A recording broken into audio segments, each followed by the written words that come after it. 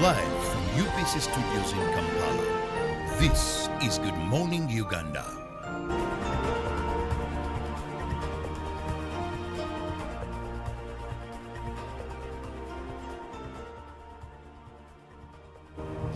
A beautiful morning, Ugandans. Good morning. My name is Olive Monica and Najima here to welcome you into the brand new day. Today, the 20th of September, 2023. Thank you so much for always keeping it Uganda Broadcasting Corporation, the national broadcaster. And of course, in a special way, thank you so much for always tuning in to watch Good Morning Uganda.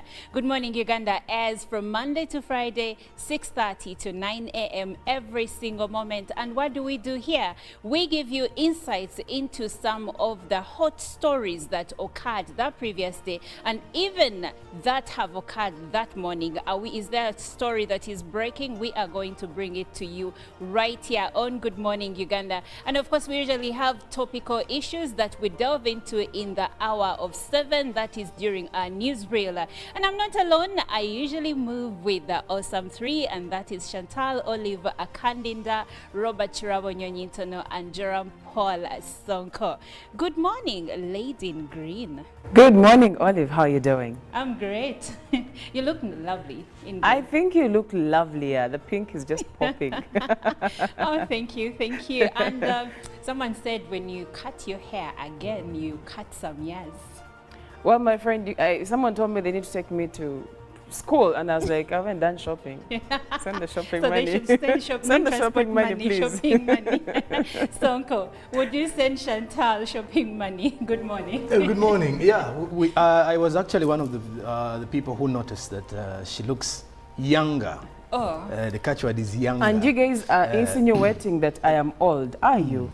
No, we're not. It's, we're just trying to remind you that maybe you are not as young as you are now. And if she gave you an age, they usually say that when a woman gives you an age, add 5.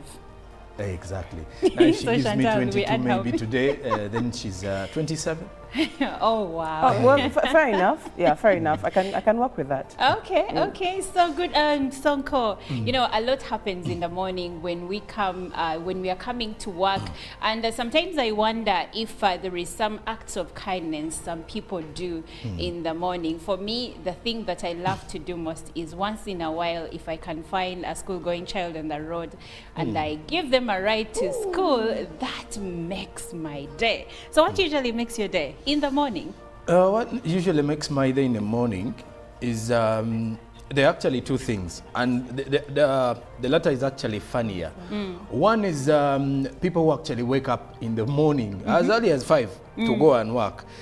Now the other, we have colleagues who normally leave the bars or clubs during the same time. So That's as you're true. coming to work, someone is leaving There or is someone a is place going in home. Nigeria where I literally find traffic on Monday morning. Exactly. So in your mind, you're like, where do these people work from? Like for you, you're actually having your mind set to go and work, you know, catch the early, you know, the worm. You're the early bird now, you want to catch the worm. Surprisingly, other people have actually been with the worm, with the, you know, in the happening places. So at times it really, really makes my day how funny the world is. And surprisingly, that is how the world is actually rotating. Because you have people who are sleeping at the same time. We have people who are waking up to go to work. Then we have those who are comfortably still enjoying their lives as early as 5 or 4 a.m. and they're only looking forward to heading home and covering themselves in the blankets. Imagine that. Mr. Chirabo, good morning. A lovely morning to you. How are you? I am lovely, and today actually I've observed something. Where is your coffee? You're supposed to be the promoter of Ugandan coffee. Well, unfortunately today I think I'll get it a bit later. Yes, for some reasons beyond my control. But still, I have to take coffee. It is my man. It is something I must do. Take coffee because you must promote. What if there is another COVID or another what, and we can't still do much of export? So we need to promote a local consumption of coffee. But for me, what makes my day is usually these ladies that sweep our streets. Oh, yes. You may not have noticed, but even if you came in Kampala at 4, these ladies are sweeping the streets. That's true. And I always ask myself, whoever appreciates them and notices them. Well, You know? today being Woman Crush Wednesday, we will crush on the ladies that sweep our streets and our roads. And by the way, I don't know if we've ever noticed how risky it can be sometimes. Because if you've noticed how people drive in the morning, you can easily miss those people. That is very true, especially if they're not wearing reflector jackets. Exactly. And sometimes, people, this is like Sonko said, some people are leaving bars in the morning, and you never know what could happen to these ladies while they're trying to do their work. 5 in the morning, and the lady is cleaning. That's true. Woman But crush. anyway, away from that, and of course the ladies that we are crushing on the ladies that clean our streets, but also all women that make a living every day, do everything possible to make sure that their families are okay. So in whatever capacity you're in as a lady, we are crushing on you this morning. But speaking about crushes, something happened in FDC yesterday, and I don't know, do we call that a crush? Like the literal meaning of crush? Yeah, a different kind of crush. So a faction of the FDC party decided to suspend the current president, Patrick Amuriatoboy, and chose or elected, that is city mayor, Arias Lukwago, as the interim He's also a city president. lawyer. He's also a He's also city a lawyer, lawyer. yes, Also a so city he's a lawyer. city lawyer. And well, for me, that begs for the question, FDC, these wrangles, running battles, is this spelling the end of Let the me party? take you back to UPC. At one particular point, UPC was the party. Those years. Where is UPC right now? What do you say? Yeah, thank you. Well, one of the things that really we learn, and one is we were not ready for multi-party dispensation, but also the power of money. Because when you The talk power about of UPC, money. there's a time they had 2 presidents, UPC, Yes. 2 presidents. Yes. You have Geoffrey Akena, then there's another one also, the other side looking at it as a party president. Now what is happening in FDC? You have Patrick Amriat in Najjana Nkumbi, seated comfortably, believing he's the president, president. of the party. And then we Then have the you have Katonga now group. Elias Lukwago, Of Katonga also Roadside. comfortably, joyfully celebrating That is the new being president. an interim president of the party, and many others that got. But also now here the law is coming at play, because there is a court junction. So much as it's politics, there are legal processes Yes. that have to be fulfilled Followed. and followed. Now, what was elected at Katonga, legally, is it binding? It is, to me, it The is null Najjana and Nkumbi, void. is their leadership of Najjana Nkumbi still binding? Because Africans and sometimes Ugandans will get excited. You find someone in a certain corner of Uganda saying, I'm the president because I went through an election. He wasn't announced by the Electoral Commission. But they say they are But he believes, and he has some people he has managed to convince. Now, with this incident, if Elias Lukwago and group, you feel are you really? So that is And that for me, legally. I think it also gives us a picture of the current opposition or political parties in the country. Is that when you look back at the early Democratic Party and UPC of the independence era, back in the time we had structures for these political parties, and they Yes. weren't so much centered around an individual, Individuals. yeah, or Yes. individuals. But now, in this generation, you get to realize that the party president or the party founders Are the believe party they are, itself. yeah, exactly. So they are more entitled, Yes. and they feel like they should be the last people to question about any decision that is being made by the party.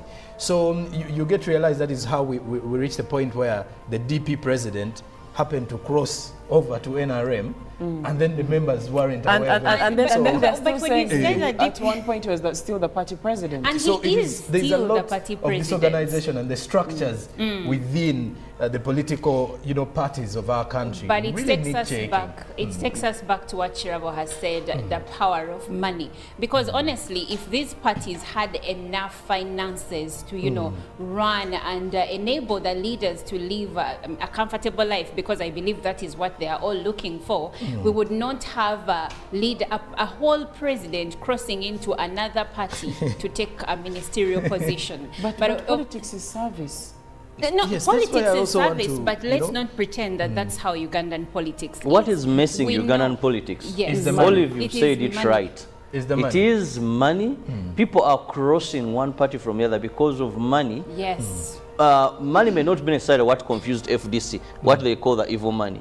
But even someone being promised a position to leave their party, or someone leaving their party because he knows that if I move to this other party, I'll get a political seat there. Let me leave DP, So that means run to NUP. it takes us back Let to me the leave individualism. DP, run to FDC, because it is they know that for me to retain this position, I have to now go to this the party. wave has gone this way. When FDC just came, people migrated from DP To now FDC. to FDC Right. But because at it was that time, selling. Just like I in love 2021 When when Nup it came- wasn't about money. When NUP came, people moved. They didn't get cash, obviously, but they knew the positions they are going to go for, Would give bring them. them So you eventually. either get, some know that I'm going to get a position in the ruling government, or there is Kamane, that one that we don't understand, that they talk about, which Nandara took in boxes and all And that. then took to Bessie J. Anyway, there is a lot going on when it comes to politics in this country, and we will later have this conversation on GMU agenda. So we beg you, we request you, we implore you to stay tuned, because we will dig deeper into this issue. But for now, we are delving into the local news stories. And we'll begin with good news, where we are going to be having an indoor complex. Now, Uganda has joined forces with Suma, renowned Turkish construction company, to embark on construction of a cutting-edge multi-purpose indoor sports complex with seating capacity of 15,000. This project is slated to grace the premises of the National Council of Sports at Lugogo, Kampala. The partnership was unveiled as President Museveni, accompanied by the First Lady and Minister of Education and Sports, Janet Museveni, and Minister of State for Sports, Peter Ogwang, and Suma Construction Company representative. President Museveni welcomed Suma Construction Company to Uganda, underlining that government's commitment to supporting the construction sector. The First Lady expressed her gratitude to Honorable Ogwang and his dedicated team for their relentless efforts in realizing this project, emphasizing its potential to elevating the country's sports sector. Moving on, the Prime Minister, Robina Nabanja, has assured the United Nations General Assembly taking place in New York that government of Uganda is committed to utilize science, technology and innovation as a solution to achieving the Sustainable Development Goals.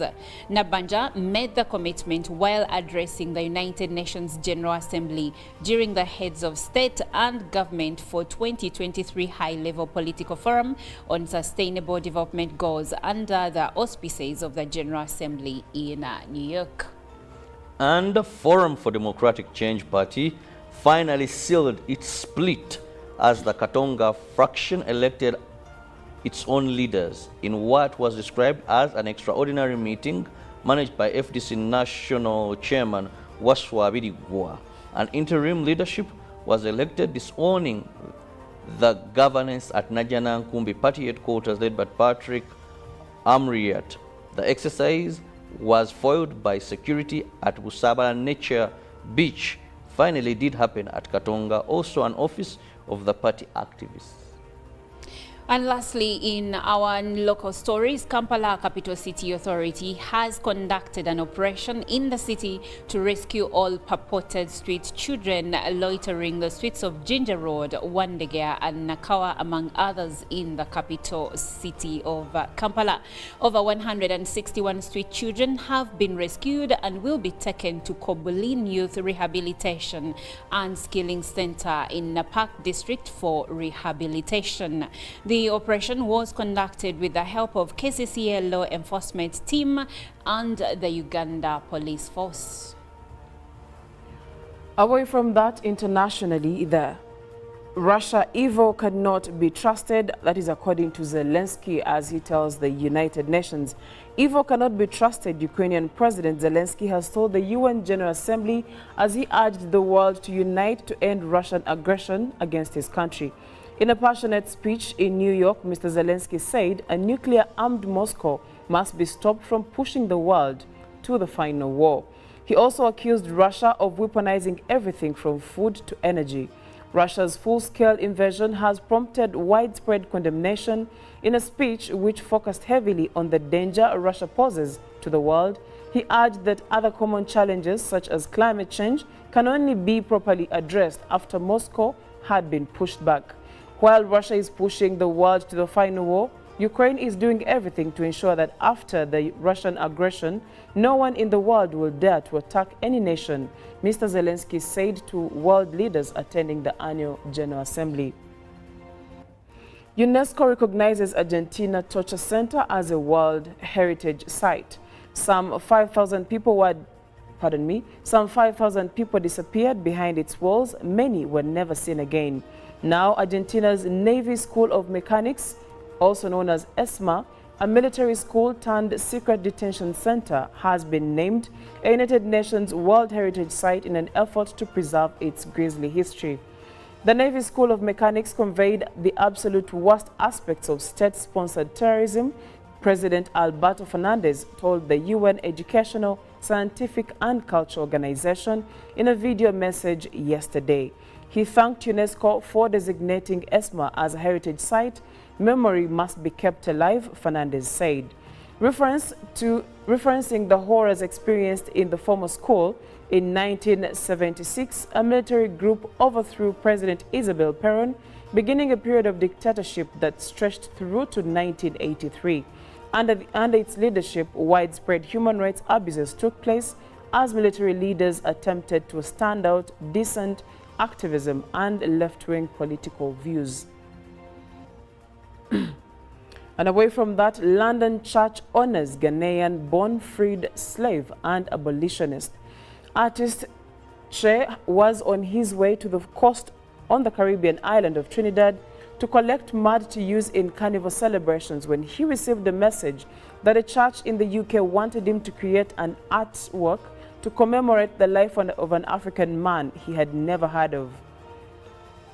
Otoba was a respected abolitionist in the 18th century Britain, but despite his significant role in the abolition of the slave trade and slavery, his story is not that well known. And he was born in the Gold Coast, which is also today's Ghana. He was enslaved when he was 13, captured with about 20 others as they were playing in a field. His destination was the sugar plantation in the Caribbean island of Grenada. On board the ship taking him across the Atlantic Ocean, there was, as he writes, nothing to be heard but the rattling of chains, smacking of whips, and the groans and cries of fellow men. Speaking matters climate change made the storm that devastated the Libyan city of Derna, killing thousands of people, up to 50 times more likely. This is according to experts. Up to 50% more rain had fallen as a result of human-caused greenhouse gas emissions, climate scientists at the World Weather Attribution Group found. Years of conflict in the region compounded the vulnerability of people to flooding, and this is according to a report from the World Weather Attribution Group. And it turned the extreme weather into a full-scale humanitarian disaster. The scientists used computer simulations to assess how much more likely such a storm was now compared with before the 1.1 C of warming climate change has already brought. But they cautioned a lack of data, particularly in Libya, meant considerable uncertainties in the findings. That is it for the climate news and also what is happening on the international scene. And you are still watching Good Morning Uganda. We will take you through the local news stories that have made it to the headlines, to the front pages of our local newspapers.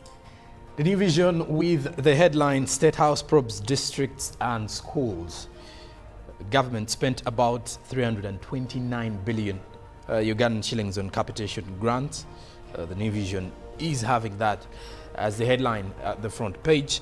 Then a teacher's mentorship transforms ABIM students into business owners. Which teacher is this? You can read more about the same in the New Vision. As chaos as Birigwa insists on delegates conference. New Vision gives you more details. Now Chitutu slept on 6-inch mattress in cells. There's a report on that as well. As new university quiz has been launched. You can see more of that, especially the university scholars. Then highway robbers target farmers. So that's another another caution for those in the agriculture sector. The New Vision is giving you more highlights as well. Now, furthermore, the Daily Monitor with a caption or question, coup at FDC. Read more about what is happening at the Najana Kumbi Best Political Party. Then woman, age 23, arrested over Nansana school director killing. More of that in the Daily Monitor. Now in the Homes magazine, architectural style that suits your needs. You can get more of that in the Daily Monitor as well. Now Sejirinya says, I regret joining Parliament. You can get more of that still with the Daily Monitor. Then government okays 1.4 trillion Ugandan shillings to fix gaps in UPE funding. The Daily Monitor is giving you more details in that. Now in the Lizard, maybe they have their own target audience. Read more about the Lizard's opinion on the prevailing situations in the country. So that's it for our press review this morning. That is rotating around the locals, but later on we shall be looking at the other papers across the region. Well, right about now, we will be taking a short break and we will leave you with a song, one of my favorite songs, and that is Let You Love Me by Rita Ora. This is Good Morning Uganda.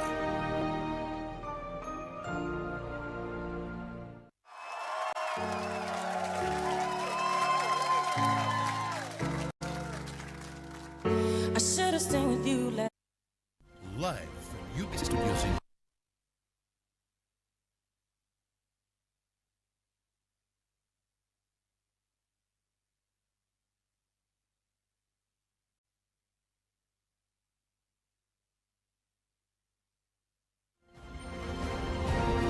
Live from UBC Studios in Kampala. This is Good Morning Uganda.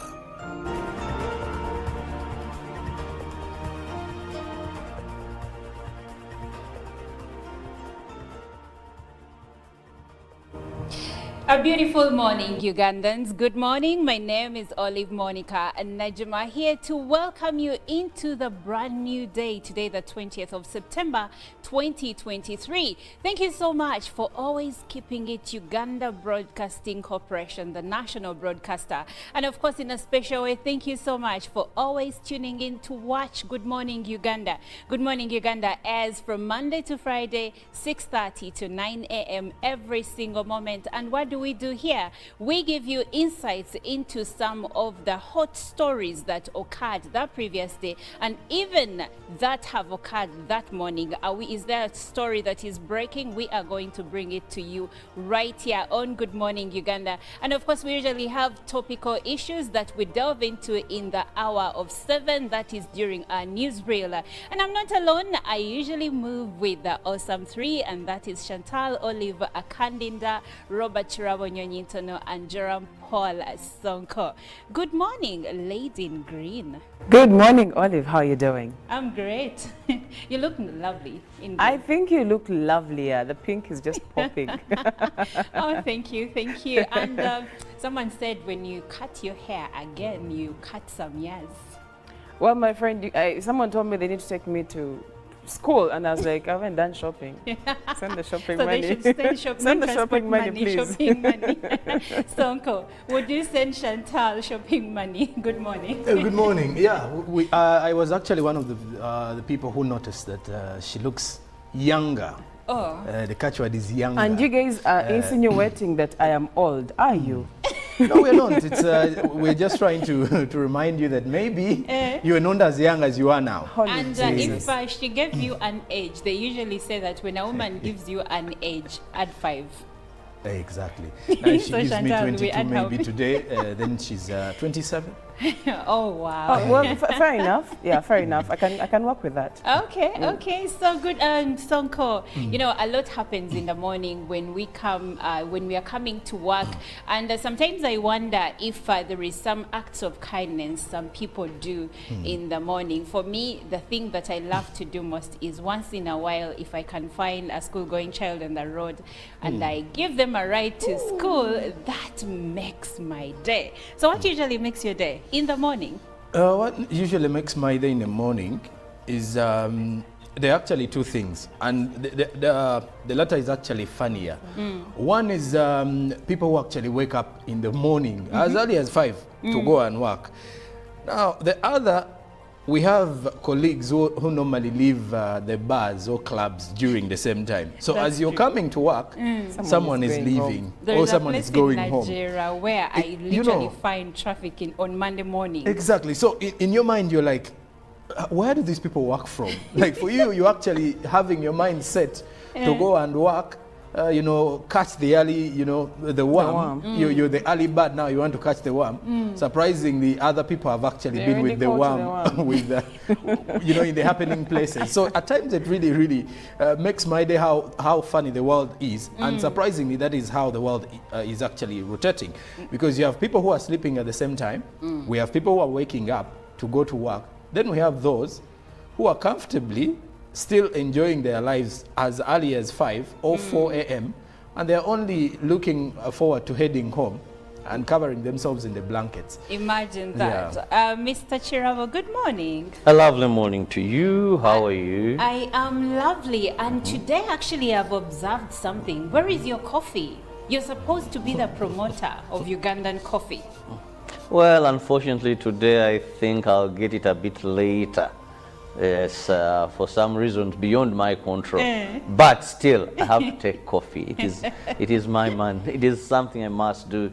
Take coffee because you must promote. What if there is another COVID or another what, and we can't still do much of export? So we need to promote a local consumption of coffee. But for me, what makes my day is usually these ladies that sweep our streets. Oh, yes. You may not have noticed, but even if you came in Kampala at 4, these ladies are sweeping the streets. That's true. And I always ask myself, whoever appreciates them and notices them. Well, You know? today being Woman Crash Wednesday, we will crash on the ladies that sweep our streets and our roads. And by the way, I don't know if we've ever noticed how risky it can be sometimes, because if you've noticed how people drive in the morning, you can easily miss those people. That is very true, especially if they're not wearing reflector jackets. Exactly. And sometimes, people, this is like Sonko said, some people are leaving bars in the morning, and you never know what could happen to these ladies while they're trying to do their work. City by the storm. Now, if you live in Uganda, have gone through Kampala, or live within Kampala, work within the business center or areas of Wandegea, you have noticed that we have plenty of children on our streets. So what happened yesterday? Kampala Capital City Authority, with the help of police, they decided to take street children off the streets, and about 161 of them were rounded up and taken away from the street. And Kampala Capital City Authority intends to have these ones rehabilitated. Now, if I may take you back, last year, Kampala Capital City Authority launched the Kampala Capital City Protection Ordinance 2022 to provide a framework for removing children from streets and rehabilitating them. And last year, when this ordinance was launched, over 300 children were removed from the street and were taken to Koblin Youth Rehabilitation Center in Napak District. And of course, yesterday still, Kampala Capital City Authority said that these children that they took off the street yesterday were also being taken to Koblin Youth Rehabilitation and Skilling Center in Napak District for rehabilitation. But of course, this is a good move in the right direction, but we still wonder, because there is an unanswered question. And And that question is, how do these children find themselves on Kampala streets? Well, at times, how they find themselves on the streets is something that is, you know, quite questionable according to, you know, the channels under which they pass through. But when you interact with most of the, you know, most of the city dwellers, especially those in the, who work in the night hours, they will tell you it is more like a migration sort of. That you will, you know, you will see, you know, a bunch, or let's say a group of street children coming with parents, especially single, you know, the single mothers, who come carrying them on the at the back while they are moving. It's more like it's a, you know, it's a modern day migration sort of that they will be coming in on their foot. Then, you know, they find somewhere to settle during the night hours. Then there is also, again, according to some of the city dwellers in the night, that there are chances, or most likable chances, that there is a bus, or let's say a motor car, that normally brings these people from various areas in the country and places them in the city. That is still in the night. So by the time they place them in the city at around 2 a.m. or 3, these ones start dispersing off to places they feel more comfortable staying. But then it is either, most of them have either used buses or trucks, you know, these long distance trucks, for example, you know, the elf lorries and everything. So how they get into this, you know, the city, because when you look at most of the statistics that we have in the country about the street children, the majority are either coming in from northeastern Uganda, by the way, or northern Uganda, but majorly northeastern Uganda. There was even a time where we could ideally, you know, collectively refer to them as Karimajongs, you know, and until, of course, due to clarity matters, we got to realize that there are quite a number of, you know, tribes around the same region. But simply, when you look at the numbers that come into the city, or the numbers that are flooding the city of the street children, most of them come from the same region. So and it is more like a myth of how they get into. Exactly. And the other question would be, why is it that the children we have on our streets are majority from the same region? Why? Because Uganda is big, right? We have the north, we have the west, the southwest, we have the central, we have eastern Uganda that stretches up to the border between Uganda and Kenya. So why is it that the kids we see on our streets are mainly from northeastern Uganda? The first, I think this was 2021. I had the same conversation with someone, and we were trying to find out, why do we have these kids roaming the streets and supposedly coming from the same region? And someone said there is a cartel, a group of individuals that actually go to these districts, offer money to the families of these kids, collect them and bring them to the streets and ask them to ask for money. Then in the evening, they go and show them how much they have collected. So this is like a business to some people. To some people, it's like a business. Then, and this is centered around the fact that one of the poorest regions that we have, we cannot deny that it's you know, it's going northwards, one of the poorest regions. And that means any little money that you give these people, they are actually going to take it. So literally, we are seeing modern day slavery and modern day human trafficking happening in some of those areas, so because people are paid money. Okay. And does that mean that this area has the most poverty-stricken families? Why is it that the cartel is targeting that particular region vis-a-vis other areas in the country? It may not be from that angle, but think about it from the angle of how informed are they, and also look at unity in families. When you think about all that, it's very easy to go to Karamoja and you disorganize a family, unlike another region. But also a report by DW, I was trying to read through. This boy ended up on the streets. I think, yeah, he was called Richard Kawadwa. 16-year-old was interviewed by DW, and the question was, how did you end up on the streets? Why did you come to the street? He said, my auntie sent me, and then I lost the money she had given me, and I could not go back home. So I had to go to the street. Now, for me, what I'm saying is not the fact that that was the incident where the boy realized he couldn't go back home, but there was a far-fetched issue in the background that made this boy feel like, okay, I cannot go back, because probably he imagined the worst could happen if he went back, probably because there is past experience. So it goes back down to the family setting.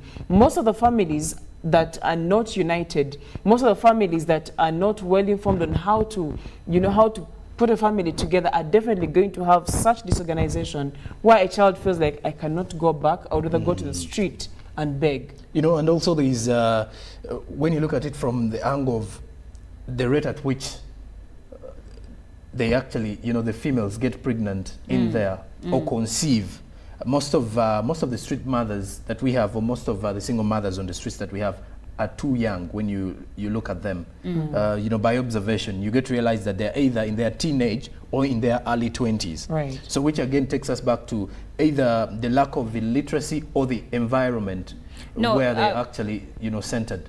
Some of those teenage street mothers have actually grown up on the streets, yes. So they have conceived and had children on the street, because majority are brought in at a tender age.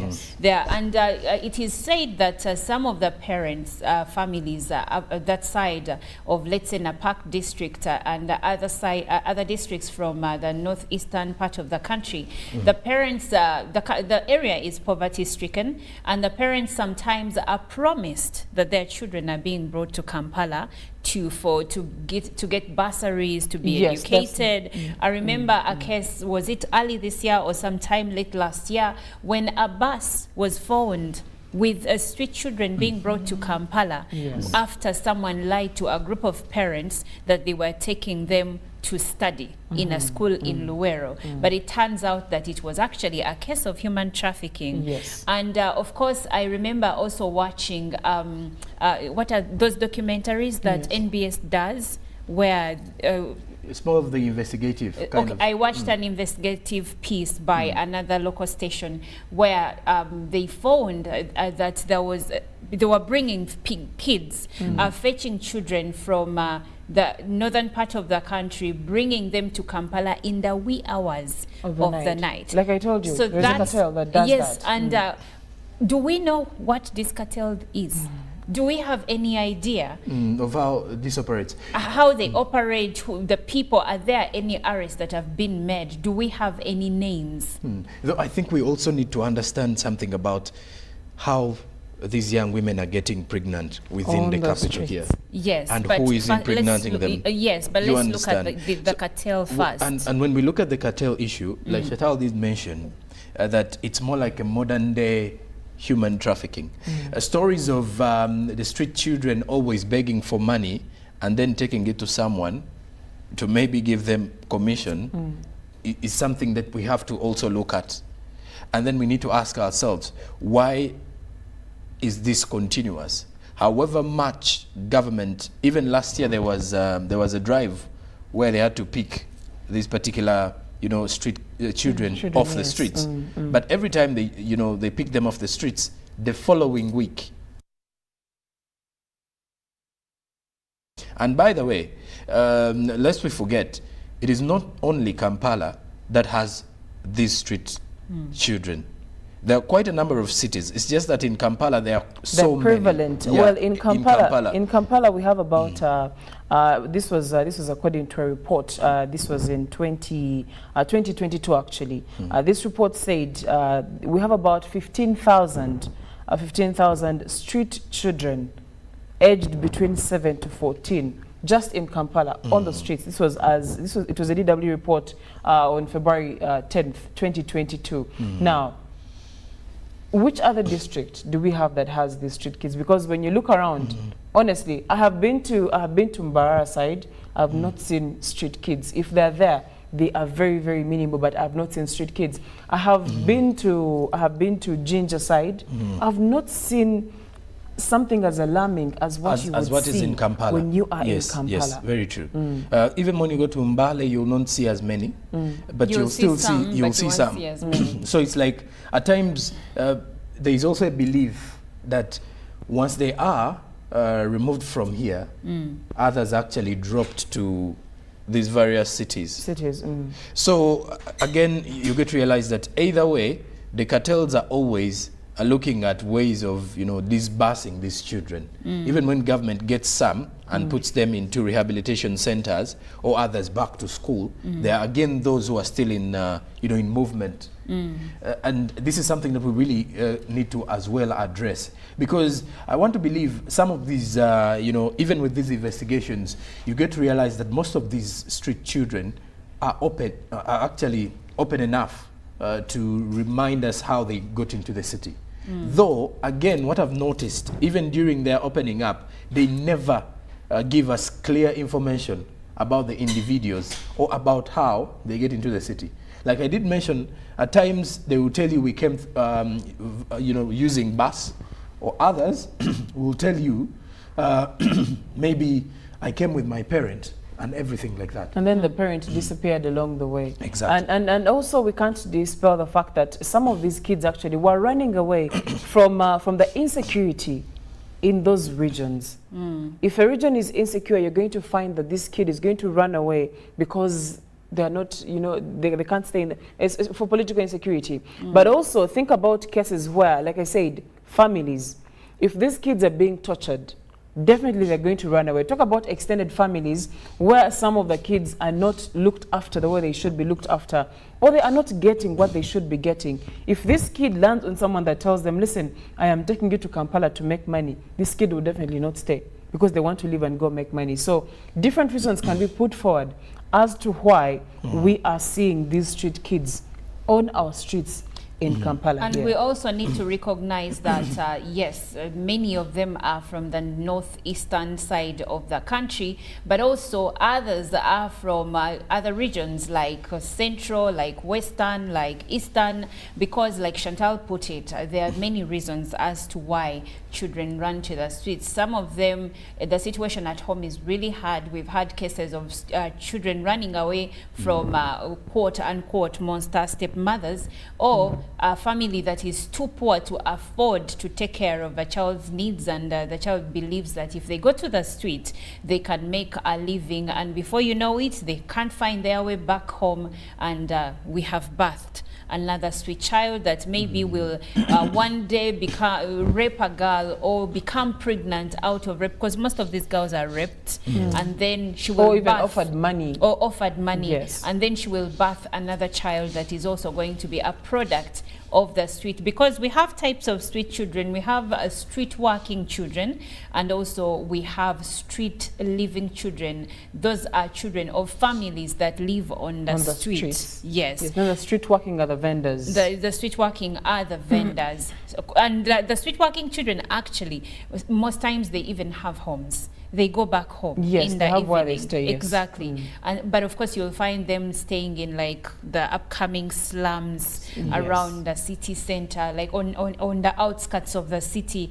And so KCCA has done this several times. They have tried to get the children off the streets and rehabilitate them, but usually barely days later, these children are back on the streets. So let's look into the effectiveness. How effective is this rehabilitation program that KCCA has in place? And do they even follow up after these children are there? Because you see, the effectiveness is, first is to get them off the streets. I think that is the very first thing that they pay attention to, getting these children but off the streets. But how do you keep them off in the these streets? rehabilitation centers? Yes. Because I want to believe that it is also costly, because there are quite many. Yeah, now, for example, when you look at that, there are full costers of children that were packed. Right. So you're taking them to an area of rehabilitation, which is costly again, and Sustaining them in sustaining there. them in there becomes also difficult. Right. Even those who normally take them to, let's say, schools, it also becomes difficult at a time. And I've seen, for example, Watoto Church. Watoto Church normally has those homes, shelters, you know, put in villages, place. or what you could call the villages, whereby they normally take these children up there, especially the underprivileged, the orphans, and all that.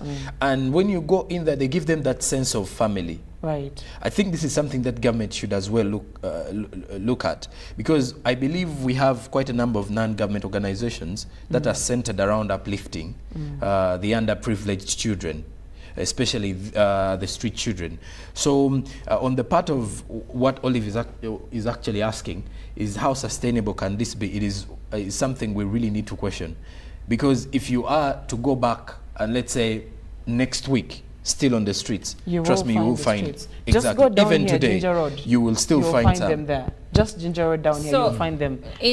Okay, please Yeah, go so ahead. okay, to add on to what Sonko just said, in 2019, KCCA put out, what can I call it? Put out a law banning giving money and food to street children, and city authorities said the law was aimed at curbing children's commercial and sexual exploitation. Yeah, so if you would be caught, an offender, if you would be caught, you would face up to 6 months in prison and a fine of $11.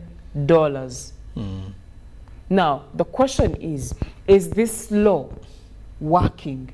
Is this law that was put in place, because if these kids were not getting anything on the street, they would not be there. I think we are trying to look at what do you call it? We are trying to look, if it is cancer, we are looking at stage 4.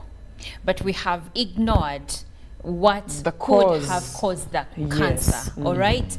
Because I feel like KCCA and the Ministry of Labour and Gender and Social Development, in the effort to take these children off the streets, have failed to look at the root cause of why these kids are on the street. You see, we do not have to assume why the children are on the streets. We need to thoroughly understand and study and find out the various reasons as to why these children end up on the street. And if the same mechanism has been used over and over and we still find the children on the street, it means the mechanism is not working. So what do? You go back to the drawing board and figure out why is it that even when we take them to the rehabilitation centers, they still come back. How do they come back? So what do we do to counter that? And personally, I think that that's where KCCA is actually missing it. What they're doing is right to try and rehabilitate these children, but if you do not study and go deep into the root cause, the cancer is going to fester. And so before we are you know it, a painkiller for cancer in this case. Yet we could avoid the cancer if we can look at change the lifestyle. But here, what we are trying to say here is we can get rid of street children if we look at the root cause, study the reason why they get onto the streets thoroughly. But we'd like for you to join this conversation, and we are asking you to share your opinion on how best the government can support the rehabilitation of street children. How best can the government support the rehabilitation of street children? You can reach us on WhatsApp. The number is 0709602592, and you can also reach us on the X app. The hashtag is UBCGMU. Would like to hear your call. We would like to get feedback from you and your opinions and views regarding the street children problem in Uganda, especially in the capital city Kampala, but also other cities. Would like to know, what do you think is the problem? Why are these children on the streets? How do we get them off the streets and keep them off the streets? Now, coming back to you, my colleagues, we've talked about the lack of effectiveness of what KCCA is doing in trying to handle the street kids problem in the city. What do you think they're missing, and what should they do? The first thing to me is we need to have a clear plan of rehabilitation. The clear plan in context is if you've taken the children off the street. Like I did mention, it's the biggest idea that they have, or the biggest kind of move they normally have in mind once they're actually getting these children is getting them off the street. It is the very first thing they have. So theirs is getting them off the streets. And when you look at the way they get them off the street, after getting them off the streets, the ones who are actually taking them away no longer want to know whether they are fine or anything. All the duty was get them off the streets, put them in the buses to the rehabilitation so what center. you're or trying to to say is that the focus should not be on getting them off the street, but on ensuring that they don't get on the street in the first place. In the first place. Yes. Let's Because have preventive measures. yes, so we are only, we are not even preventing now. We are only controlling. We are doing damage control. It's It a is the disease that we are not cancer analogy. exactly. So we are not looking at why are they there in the most places, because we are all, like I did mention when I was introducing, my analysis is we are living in a myth kind of situation that people will tell us stories, then the street children will evidently tell you someone sent me here or I ran away from home. So the question is again focusing on why are you in Kampala, and what can, instead of why did you run away from home? Yes. So it is why are you in Kampala of all places. Obviously, people believe Kampala is is the capital city, and it's the home of new opportunities for you to at least change home. And most of these street children, especially the males, are the breadwinners, however young they are, when you get to interact with them. So they are the breadwinners, and even with endless reports, you get to realize that the majority of the children in child labor, according to the ministry, are not in the labor of doing house chores and everything. Most of them are actively working for in the Kampala families, here. yes. So they are working, and when you look at their age bracket, it's between 15 to 23. So most of them are in the age bracket of 15 to 20 actually. So which shows that we have focused more on eliminating them off the streets, and we don't look at the main cause of it. We've spoken about the fact that the northeastern region is poverty stricken. I've seen government having initiatives of uplifting the Karamoja region for quite some time now, so that they get into the context of modernity and letting them know that the world moves on very fast, so that means you also have to adopt. And even universal education is actually being taken that side, because they want to at least enlighten their brains to ensure that we do not have this kind of situation. At times when you look at some of these regions, and why I actually looked at the idea that most of the young women, especially in the teenage, when you look at the teenage pregnancies up country, not only in the Karamoja regions, is because most of the regions there have groomed these young women in a way that they are not career best. It's more like they're grooming them to be wives than more of mother of children. They're actually being groomed as mothers of children instead of uplifting them to becoming greater individuals in society. So the first thing KCCA should also focus on is, why are these children coming to Kampala in all places? Why do we have many of them here? And why is it that even when we take off a number, the following week we have other numbers coming in? So we have to track the problem that leads them here. Then we first fix that problem. And then maybe if it's the social services that bring them to Kampala, why don't, if we extend them that side? It's not the social services. No, at times we may look at the basic. It may be the basics of life rather that they are looking for. The clothing, most of them come here when they have no good clothes. Actually, it is and now said they're living with good clothes. When we talk about cartel, you may think that we are talking about people that are even too organized, but some of the people that bring these children onto the streets, to add to something Chantal said earlier, are actually, some of them are their relatives. Yes. They're the people that gain from these children. Because when you talk to a few traders who are in the city very early in the morning, they will tell you that these children are brought by adults onto the streets.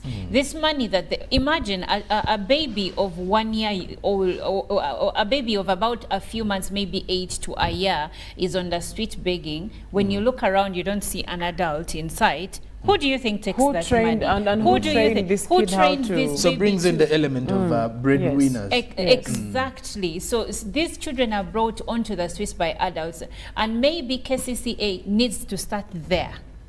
Have like what do you call, like have like come up with a way of arresting these people, but there are many. And they are everywhere. And that also takes us into the budget, because KCCA says that it doesn't have a specific budget for this. And the ministry also says, But then- it actually says it is underfunded in But the then national again, budget. we have, if we are talking, let me just concentrate on the northeastern region. If we are talking about the northeast, we have a minister for Karamoja, don't we? We do. Karamoja Affairs.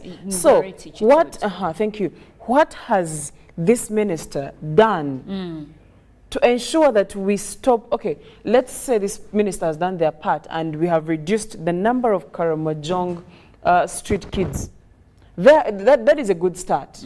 So we have different ministries and different people that are responsible for some of these things, but are they doing anything about it? Because maybe not, or maybe they are not doing enough. Because as a minister, you have all these kids on the streets From your region. from your region. And also not forgetting the fact that Karamoja is not developing. You know, growing up, they would say, we shall not wait for Karamoja to develop. But Yes. my friend, all these ministries, I mean, all these people that have been in And these not offices. only the minister, even the districts, the other districts in the area have members of parliament. Thank have you. they gone back home to sensitize their people and to paint a clear picture of what is happening yes, in especially Kampala, those who do not where know. their children, because yes, families have lost children.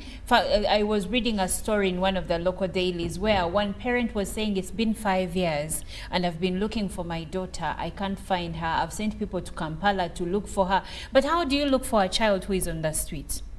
And she says that someone took the child to Kampala to work. They never told her that the Where child they was were taking the actually child. going to be On the begging street. on the street. And the person who brought the child apparently lost the child.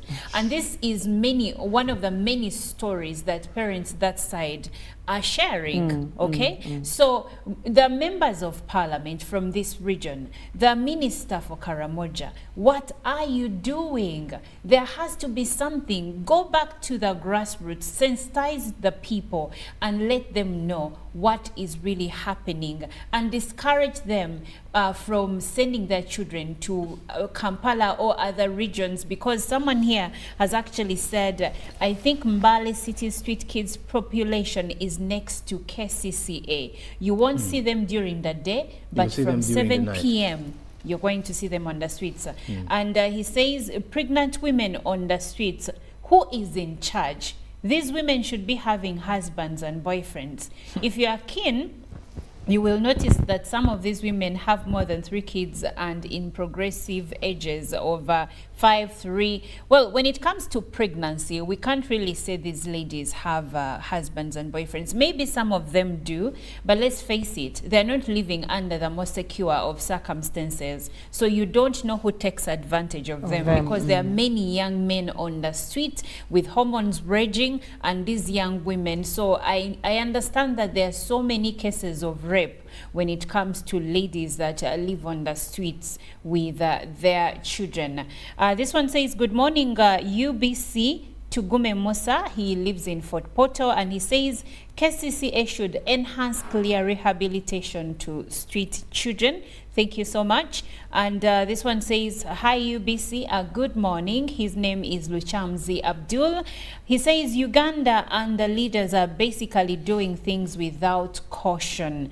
One just wakes up in the morning and tries to implement what hasn't been planned for. So bumping into programs unplanned, hence no crucial effect on the problems within Kampala and other areas, especially when it comes to street children. Dear other thing, we should very well know that there are people trafficking these children. That means thorough research and investigation must be taken. And he also adds that the people trafficking these children ask them to go work so as to pay transport for trafficking them to Kampala. So a lot has to be done. Thank you so much, Luchamzi. And this one says, the first gentleman who mentioned Mbale, he says that the issue of street kids is too huge for KCCA. Let us have them registered and we parade them at Parliament.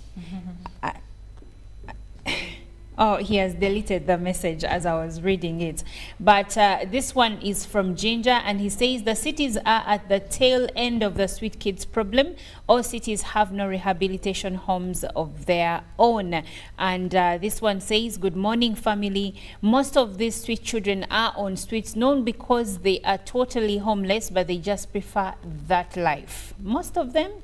In fact, it seems to be easier for them. That's why KCCA gets them off streets by force. There are so many charitable homes like in Nalukolongo, in Zambia, among others, and even refugee camps can shelter them as well.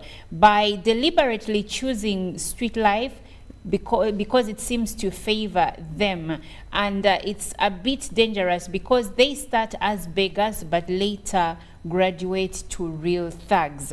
I think government should use an iron hand while taking them off streets. Imagine you find a whole extended family on the street. Serious enforcement is needed. This is Cricket Derek Gagamel from Makindye, Luafu. And the next says, good morning. My suggestion is that since these street children use public transport to travel from Moroto, let the transport sector and traffic police be tasked to not allow children travel without written authority of the parents or probation and welfare officer. Maybe we shall stop seeing them. Thank you so much, Richard. Richard has a point there when he says the children should come when they're being brought to Kampala. If whoever is bringing them, let's say it is an NGO that is maybe bringing them to take them to a home, rehabilitate them, you know, whatever they want to do for them, if they're bringing them from their homes, let there be written consent from the parents. So that when they're on the road and the traffic officer stops the vehicle, they are sure that there is documentation of how the children are being brought, that the parents have signed in on this. But also, Richard, I see Sonko smiling, but also Richard that is not treating the problem we're having. It's more like we are all treating a cancer with a painkiller. We are treating symptoms. You know, he's treating, exactly, he's treating symptoms. It's more like you're advising the parents to push the children on the streets, but as long as they consent No. What he's trying to say, we are saying that they're trafficked to Kampala.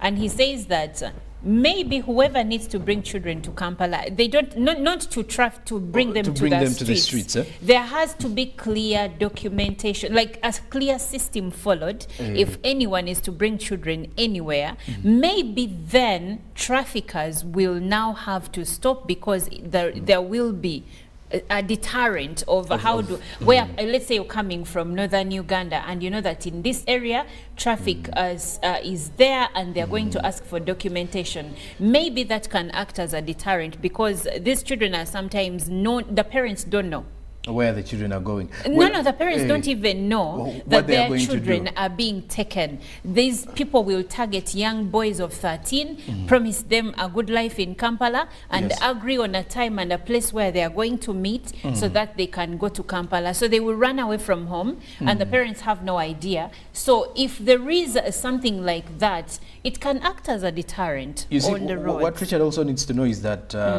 people who are engaging in human trafficking master the art of documentation.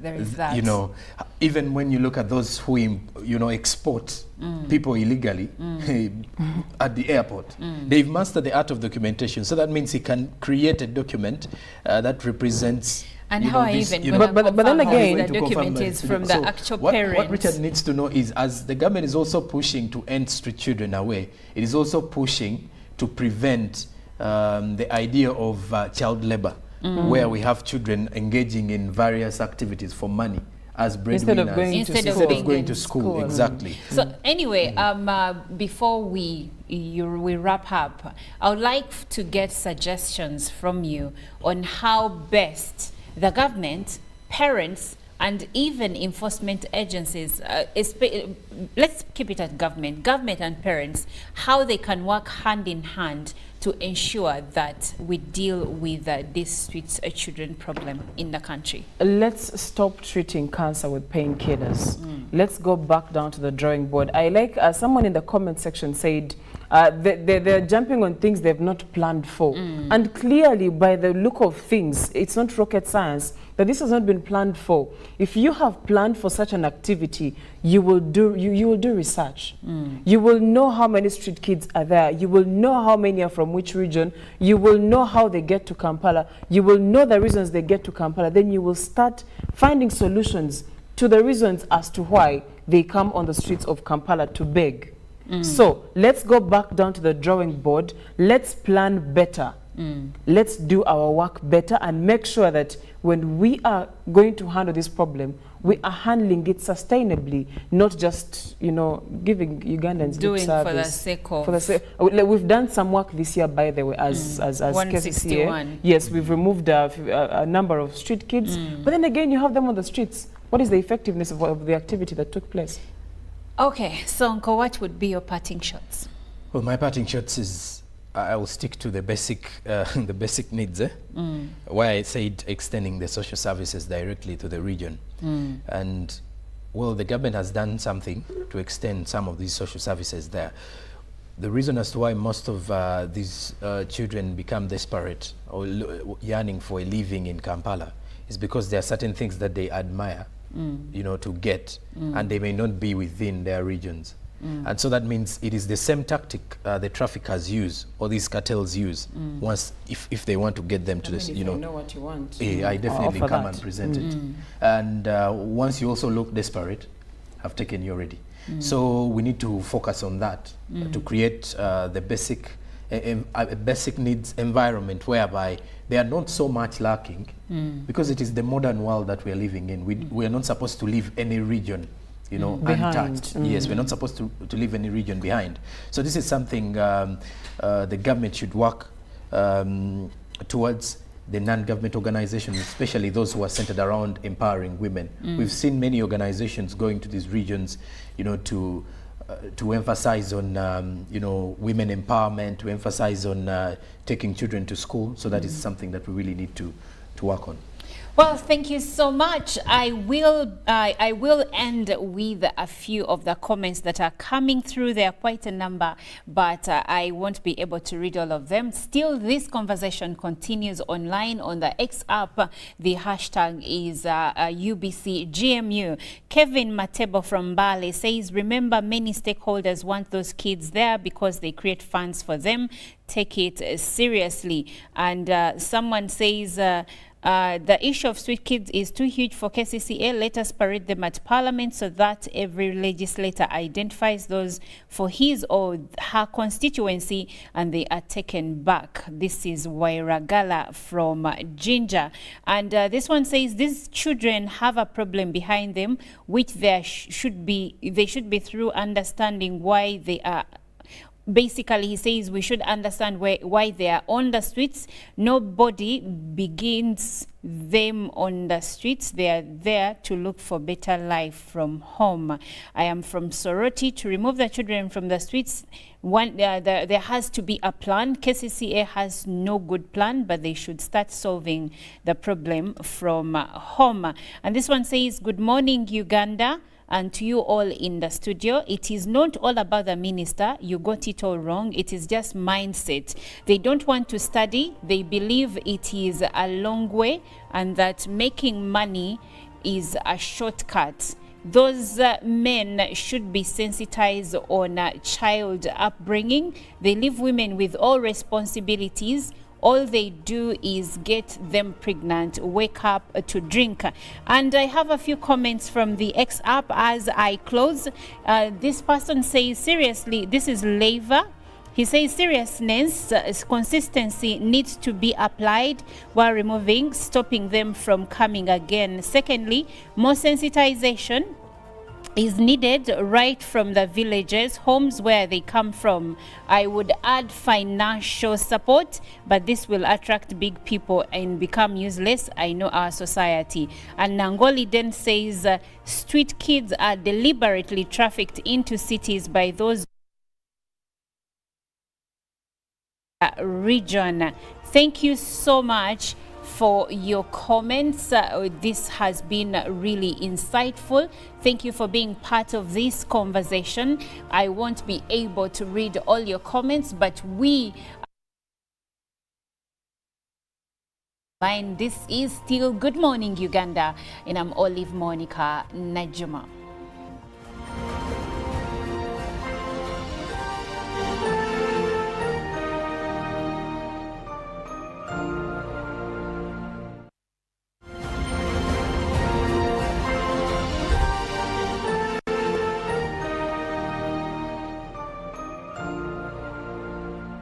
Pick of the day on UBC. Every Wednesday, 10 p.m. on your public broadcaster.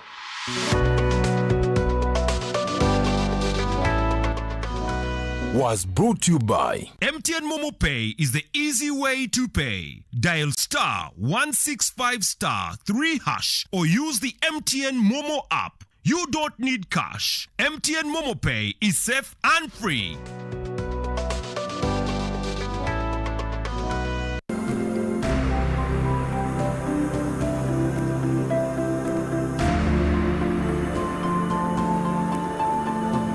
I've seen a number of community members out there that have formed themselves into groups and have identified enterprises, agricultural enterprises, rice and all that, and they've actually been successfully cultivating them.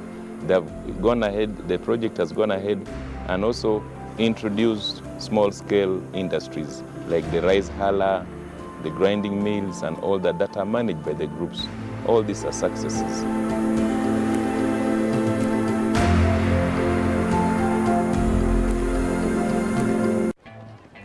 Uncle, you should see London. Oh, my boy. This has been 5 years. You should see Uganda. Yes. Uncle Marcus, huh? That's my former school. Soon, there will be more than 1 million children learning like this for free. Thank you, Uganda, for imagining it with us and making us the fastest growing telecom in the country over the past 5 years. Live from UPC Studios in Kampala, this is Good Morning Uganda.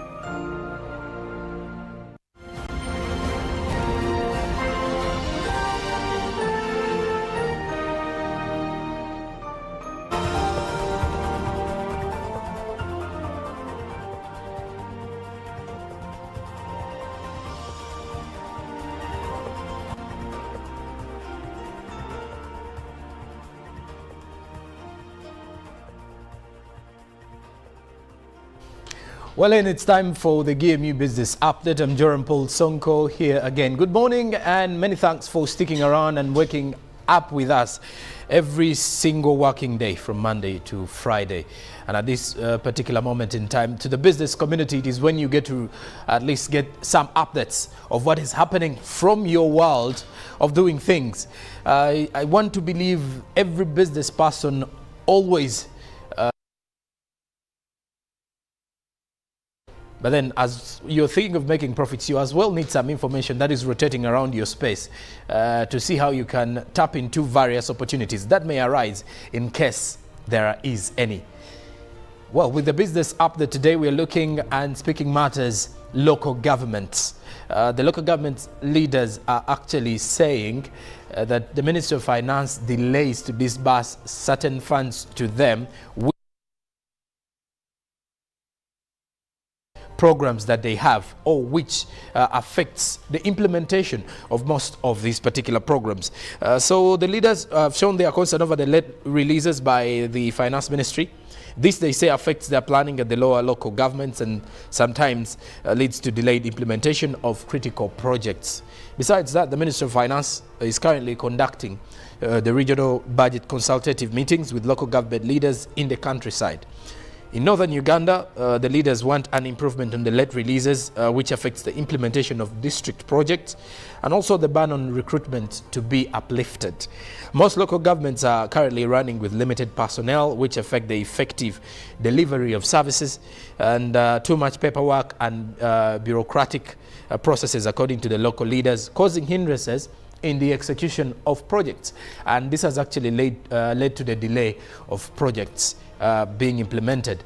And at times, most of the local governments have delayed projects, or they end up seeking for supplementary budgets in a new financial year for a project that was supposed to be previously executed in a concluded financial year, if I'm to break it down for you in that way. So at times they believe the Ministry of Finance really needs to, to at least also focus on releasing these funds in time. But again, according to the Ministry of Finance, at times the finances are not there, because when you look at where the money comes in, even when you look at the breakdown of the finances, the largest percentage comes in from the taxes being collected domestically. That is why in most cases the government pushes, or the taxman always reminds Ugandans to clear or pay the taxes. And then there are other funds that come in through through grants, and the minimal also, the list coming from the various loans here and there, either internal or internally, or external loans or credit facilities that the government normally gets. But again, the involvement, when you look at this, the Assistant Commissioner, Ministry of Finance, Tangole Ali, says there are plans that are underway to allocate 1 billion to new administrative units within northern Uganda, and the upcoming budget retains the current year theme, complete monetization of Uganda's economy via commercial agriculture, industrialization, service expansion, digital transformation, and enhanced market access. You should as well note that the conversations and endless dialogues for the next financial year, or using the hashtag Know Your Budget 2024, already kicked off last week, where the government has started having various engagements with various stakeholders as they prepare and plan for the financial year 2024-2025, as we are already in the 2023-2024 financial year. But now the government always has to set a plan preparing us for the upcoming financial year. And so these are all various discussions or various dialogues and conferences that the Ministry of Finance normally carries out as we are in a financial year, preparing for yet another one, or planning before we get into that particular financial year. Now, well, that is it for our business update of this morning. We now turn our focus on the press review, as we start with what is making headline on the front pages of the locals in Uganda. We start with the New Vision as well. Now, what the New Vision is highlighting is looking at State House probing districts and schools. The government spent about 329 billion Ugandan shillings on capitation grants, according to what the New Vision is highlighting. Now, also, a teacher's mentorship transforms ABIM students into business owners. You can read more about that inspirational report by the New Vision. Now, chaos as Biringwa insists on delegates conference. More of the drama at FDC is in the New Vision today. Then furthermore, new university quiz launched, a pictorial of the acting deputy governor of Uganda, the deputy governor of Uganda, Michael Atig Ego, and other stakeholders who launched the university quiz yesterday. Now, Chitutu slept on 6-inch mattress in cells. More of that report in the New Vision. As highway robbers target farmers. That is a report that is in the New Vision today. Elsewhere, the Daily Monitor. Coup at FDC is the bigger headline more of a question. Again, following the crisis at the Najanankombi Best political party. Then in the Homes magazine, architectural style that suits your needs. You can read more of that in the Daily Monitor today. As woman aged 23 has been arrested over Nansana school director killing as police continues with the investigations. Then furthermore, still with the Daily Monitor, Honorable Sejirinya laments that he regrets joining Parliament. Why is that so? You can find more of that with the Daily Monitor. Now, in the other news, government okays 1.4 trillion Ugandan shillings to fix gaps in UPE. Now, elsewhere, we cross the borders to Kenya as we start with the Daily Nation. 4 days of hell. The Westgate attack. 10 years on. So the Daily Nation takes you back to the Westgate attack that happened in Nairobi 10 years back. And then also there's the Azimio split. The Daily Nation brings you Karoa Chikoni front new political party outfit as they are likely to also be staging their agenda to get to power come 2027. Now, in the segment of tribute, My Land is Kenya hitmaker Roger Whittaker dies aged 87. You can read more of that in the Daily Nation. Now, audit intrigues behind Chiloba suspension as a CA boss. More of that is in the Daily Nation. Now, lastly, from the press review, we head to Tanzania. The Citizen. The headline is World Bank proposes more taxes for the rich, according to what the Citizen is highlighting today. And then also the life and the times of Tanzanian scholar who died with 7 degrees. You can read more of that in the Citizen. Then national empowerment, Yara's new initiative to raise farmers' incomes. More of that is in the Citizen. Then prioritize books over buildings. Education Minister advises 266 billion Tanzanian shillings fishing port is set to change the sector's fortunes. And more of that as MNH performs unique chest surgery. Read more of that in the Citizen today. And well, that's it for the business update and the press review this particular hour of Good Morning Uganda. As of now, we sum up the hour with the traffic updates with Olive Najuma. Well, thank you so much, Sonko, and good morning once again. If you're just joining us, this is the moment where we take you through the traffic updates of the morning. And today we have decided to look at the areas of Kawempe coming to Waise and entering the heart of town. We pick it up from somewhere in Kawempe, and I can see that it doesn't look bad over there. Kawempe is along Bomba Road, so if you're moving from that side coming to town, you're going to find a little bit of traffic in some sections, but overall the road looks clear, at least at this moment.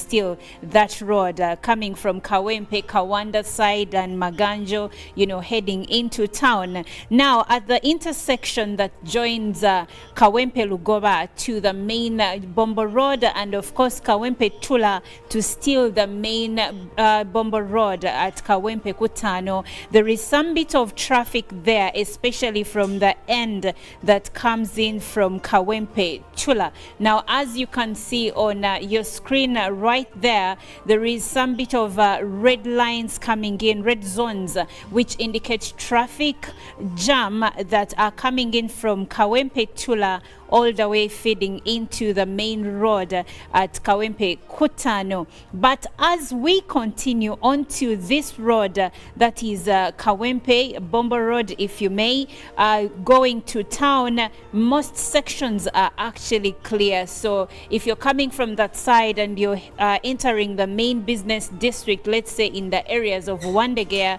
you may find it that you will be able to move smoothly for a given period of time until when you reach Still in Kawempe, around from Geolab and Matrix Uganda, there is some bit of a traffic hold up there at the corner, but as you continue ahead, there is actually smooth traffic, which is surprising because I know this route to always have huge traffic jam, but this morning it actually looks pretty good. So as you move along, you will realize that still the green zones are indicative of smooth traffic. So this morning, as you're moving, as you can see on your screen up there, that the road looks green everywhere, and green shows that there is no traffic, the road is smooth, and there is a smooth flow of traffic this morning. So if you're coming from Kawempe,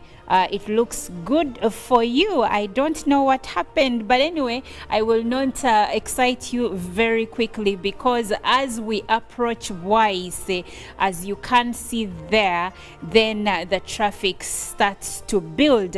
Now I see that the road coming from Naweru joining the main Bombo Road is actually clear. There is smooth flow of traffic even when you cross through, but then there is traffic right before that intersection, and it crosses through and goes ahead up to the Waise Northern Bypass roundabout. As you can see there, there is intense traffic coming from the side of Waise going through the bypass roundabout, and of course I'm seeing deep red zones that are coming in from the northern bypass, still feeding into the roundabout at Waise.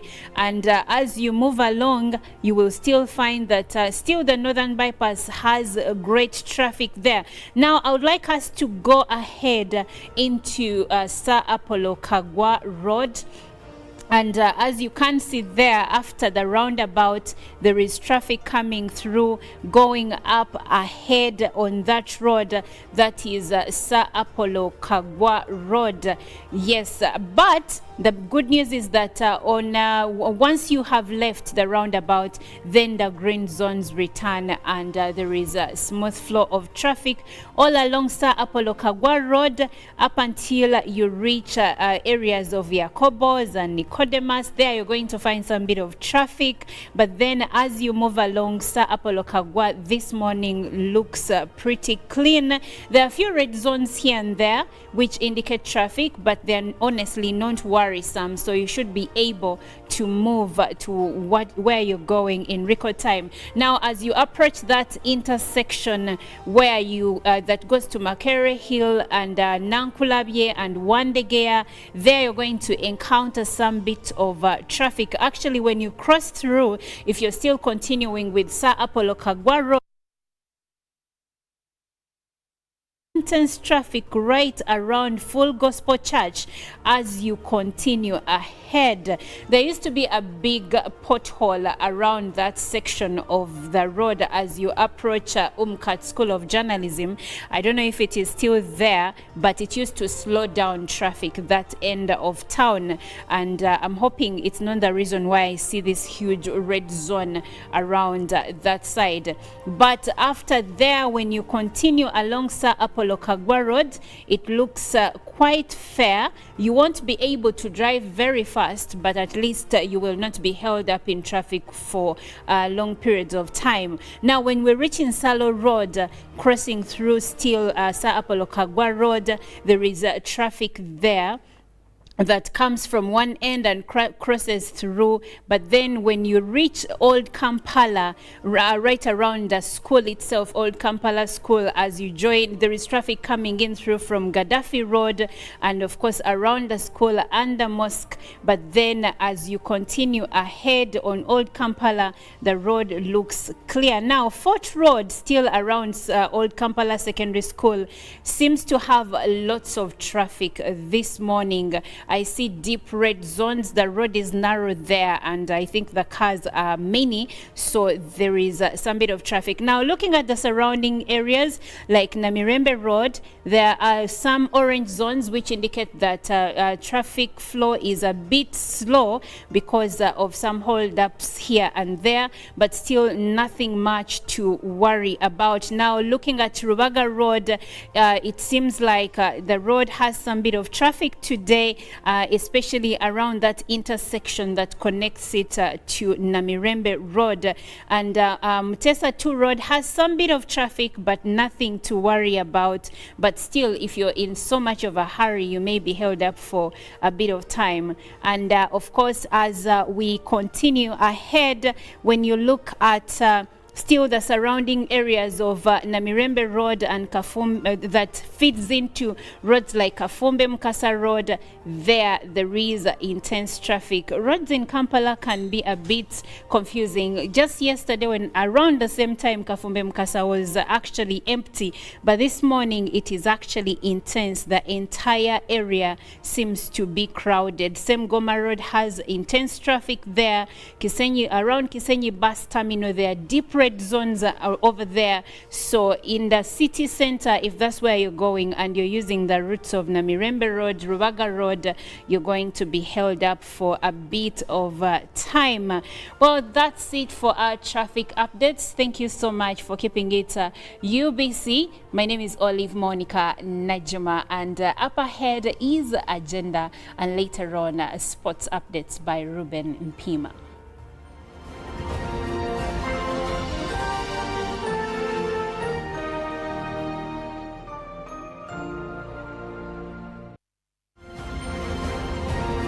Live from UPC Studios in Kampala, this is Good Morning Uganda. Pick of the day on UBC. Every Wednesday, 10 p.m. on your public broadcaster.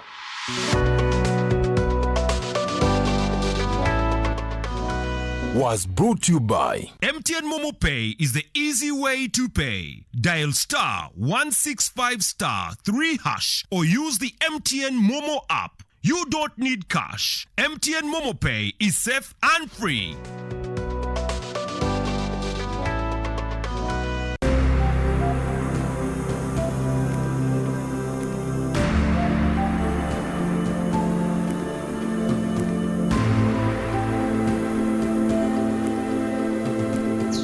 Nubanyita kananye niyita Sezi Nwagaba, commercial officer at Ntungamo District Government.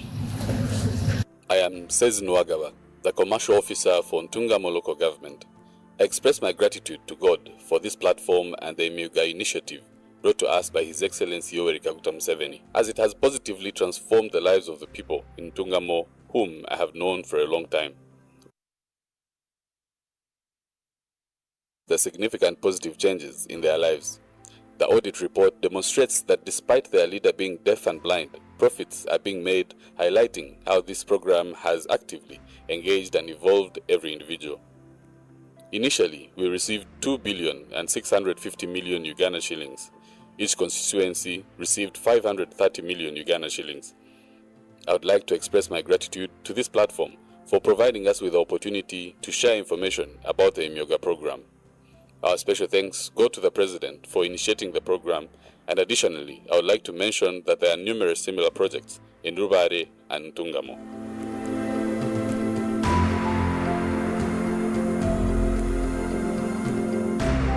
A new dawn on Behind the Headlines with me, Timothy Nyangweso. Every Wednesday, live in our studios in the heart of Kampala. We have conversations that have analysis, explanation, but not every truth is fact, and not every fact is truth. Every Wednesday, 10 p.m. on your public broadcaster.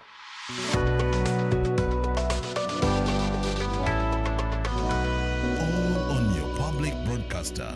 UBC, inspiring Uganda. UBC is the national public broadcaster. We educate, inform, entertain, and inspire our audiences. You can watch us on free-to-air channel 001, DSTV channel 282, GoTV channel 371, Star Times channel, and Azam TV channel 350. Even when your subscription expires, you can still watch UBC for free on your pay TV platforms. Juko. Yo. What you go? Check the shopping, man. What's your secret? Uganda, haven't you heard of the parish development model PDM? Yes, I. It is real. I and a few friends together formed a circle, accessed money from the PDM, invested in a poultry project, and now things are moving. Joko. I thought I was one of your friends. You are. But you left me behind. I didn't leave you in poverty. What you do, just visit your LC2 chairperson and your parish chief and start the process of economic transformation. Just like that. The parish development model is an initiative from the government of Uganda through the Ministry of Local Government designed to transform all lives of Ugandans for the better.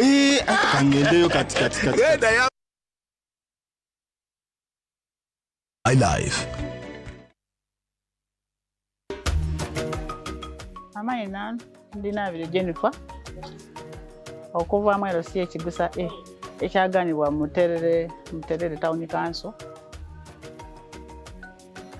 we bwatuuka nga ndi kunika business kange kano ani matono ino aina wuliriza nkoze magezi ki ka business kange kano okweyongeramu abaye mulango ogwaida gwa gavumenti nti eri emyoga gyamba abantu kusitula mu buli muntu mbeera y'abatali najayo kirungi nali leader najira mu group y'aba leaders nafunayo obusente naida nayongera mu ka business kange kano era nigano mukaganire nga nikano bwe kali kati tiyambisa bubi yambisa bulungi nga bwe muli kugibona sente jona difuniye mu ngabo ndi kubakobera danga sisa mu kuba business yange bwe yali kibweri yeyongeiremu sente dino danga sa kale nze basebo mbebaza ba programu ye mwatuletamu nebaza nti kabiri banange we buli awo kyongero nga muli kumbona nkayenda bwende wale nali wansi ayi kabiri butindizie kuku waigulu.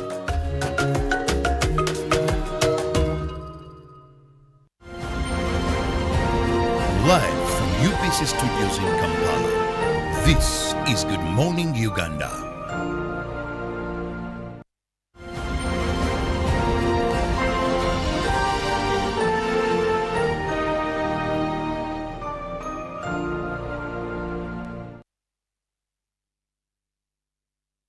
You sit upright. Lovely morning to you. Thank you so very much for being with us here on UBC TV. Welcome to Good Morning Uganda Agenda. I'm Robert Chirabonyonyitono, and just remind you, we are here every weekday from 6:30, and what we do is brighten, spice up your mornings. So make it a date with us every weekday, because we ensure that also we give you relevant information on issues that are making headlines. Now this morning we are going to go political, and we will be looking at what is happening in Forum for Democratic Change, once the biggest opposition party in our country. And now when we see people not really in good terms, but also the party seeming to have finally split. Yesterday there was an extraordinary delegates conference that was held at Katonga. It was supposed to be in what happened in court, but also the Najana Nkumbi fraction, because now we are talking of fraction. Finally, it has been confirmed this party is split. It now has two fractions. Now, these are also planning a delegates conference on the 5th of October and to run from the 6th to 8th. A delegates conference. Leaders, according to the Katonga fraction, who ceased to hold power because of leadership, according to the Katonga fraction, Elias Lukwago, now acting party president. Amriat Oboy Patrick, according to Katonga, no longer there. And now guess what the Najana Nkumbi fraction is saying? Saying, these are dead dreamers. All they did has nothing. But I'm not alone to discuss this. I have Musoke Miss Warusimbi, who happens to be the Secretary for Environment, FDC Party. Miss, yes, sir. Welcome to our studios. Thank you, sir. And good morning to viewers. I'm Musoke Hamis Walusimbi, the Deputy Secretary, Environment and Natural Resources. And I've been part of what is happening. It's been so long. This has taken around 3 years back. And we are here now, officially. Our brothers and sisters have decided to cause a split in our party. Now, first, was your position also tampered with, or you're still? They are saying that they have given us more 6 months from yesterday, so that they can look at the 3 resolutions made for the smooth moving of FDs, as they say, but we are waiting. I'm looking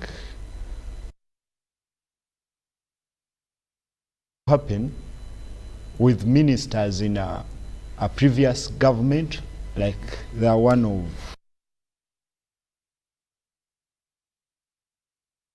government. I'm waiting because this is really a movie that you people are going to watch, but we are around and nothing can stop us. The root cause of this whole mess we are seeing in this once greatest opposition party in our country? I don't know your basis of saying once great. FDC is around, and I know we'll stay.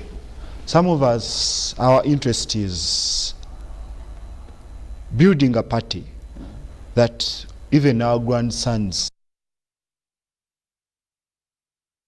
But for now, we are at a situation where we want to have a warlord in a party, which some of us are against. Because I don't know your political affiliation, but it's okay. After the journalism work, you may come and participate in our politics. But we look at a time that again you will need an endorsement from a certain Ayatollah that I'm sending so and so. He has been working with UBC, is coming to FDC. It's what is happening. The situation we are in, we have employers and workers, which can't be and will never be. Now, let's be more direct for our viewers, because Ugandans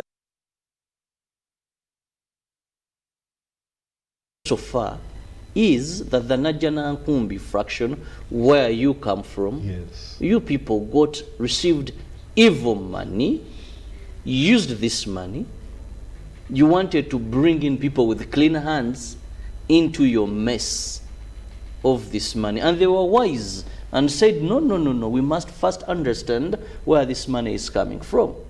You failed to justify the source of the money. You spent it on personal benefits. You enjoyed. We hear even some of you bought cars. People began to construct. We don't know how much this money truly was. By the end of the day, these people said that is evil money. We won't associate with you. Oh, come clean. Now it is pride and shame that you people you're having, and the saints are saying we can't be part of this. I hear the saints. What is happening? This thing started in the story in-house started way back in 2020. After 2020 it moved on.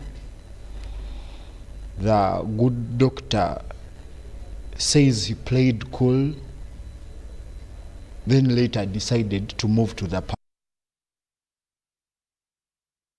There is about 2-3 national executive committee meetings that sat after a recommendation from National Council giving powers to the president to appoint elders to look specifically into this dirty money issue. After that, a list of elders were appointed. They came to NEC where I was part. Around 9 names came. It ended up with 7 people on that elders committee. After the 7 people, terms and reference were set up. The president was ordered by NEC, where I sit, to avail these 7 names of elders to each party. That is Honorable Nathan Nandala and Dr. Kiza Besigye. And they were okay with the names, and they were okay with terms of reference.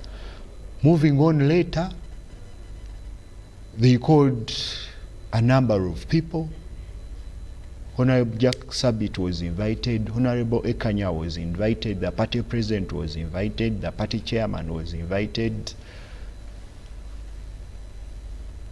The digging into the dirty money ended up with no evidence according to the report that the elders gave. And later, on 28th, a report was given out on that very day. The one who was bringing the report is a former chairman, Mbarala, Mzee Katembeya Stanley, but he had even resigned after signing the report, after being part of the report. Then after that, the one you are calling the Katonga group called a presser at Insambia, where a lot was said even before the report on 28th. Well, they were against the report saying yes, they were against. Yes, it had been, they were against. You had influenced this report and was not actually going to give the expected.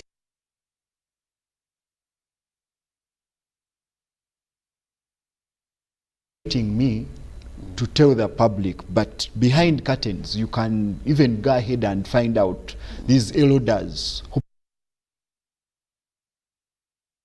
are former teachers with names that cannot be just tarnished anyhow.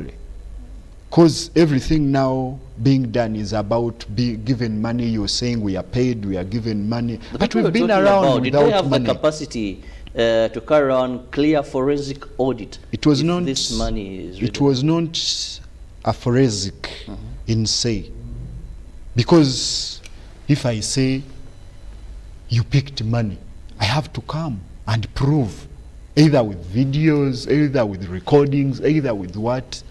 But what we see as serial numbers from Bank of Uganda. I'm a banker by profession. I know how money can move from Bank of Uganda to Stanbic Chambogo. State House, as they say that serial numbers were matching with State House, money may have been paying a supplier who is picking his money from State House, from Chambogo, Stanbic Bank. The way things are all cooked. This is character assassination and blackmail, which some of us, the time we are spending, the Uganda we want to see, we cannot allow such stories around. We cannot play on people's names like that. He would have availed, because the doctor is saying he has an informer in State House. Let him mention him. Let him mention that Mami Katabazi Jime, attached to ESO or ISO, gave me this information. That's what the elders wanted. The real source of the info. You cannot go to court without evidence and expect court to look for evidence to between look into you your and me case. And the public, we know that there are certain things that are smartly done, Yes. and it's very hard to provide that nature of evidence, knowing what was happening. But all we hear, and do you want to confirm or tell Ugandans Yes. that the evil money story is just something merely cooked? It is a cooked story, my brother. It's a cooked story. Because what is happening in our party is, I may say it is ego and positions, because look at what happened yesterday. How? Was the good doctor elected in a coup as the one that happened yesterday? We've been doing a transition from one leader to another. General Muntu was voted out by Patrick Amuliat, around 600 votes. And Muntu got around 400 votes. The good president who retired, the retired Kano, was voted. It was not a coup. This playing around with the party, we are not going to entertain. And they're just joking and playing around. Now, where does this leave the party? Because previously, before this split, you were all saying, we are still firm, we are strong, we are going to go through this, we will reconcile, we will build the party. Now, this was a final blow to the hope of reconciling and building the party. Where does it leave FDC? Are we going to see precedent or happenings like we've seen in some political parties that once had fractions, and now you even wake up when their president is in bed with another political party? Or are we going to see another political party that was one of the traditional parties? They had fractions, and at the end of the day, now they seem to be in sync with the main ruling party. The problem with Uganda is having a long-serving president, an opposition figure working with another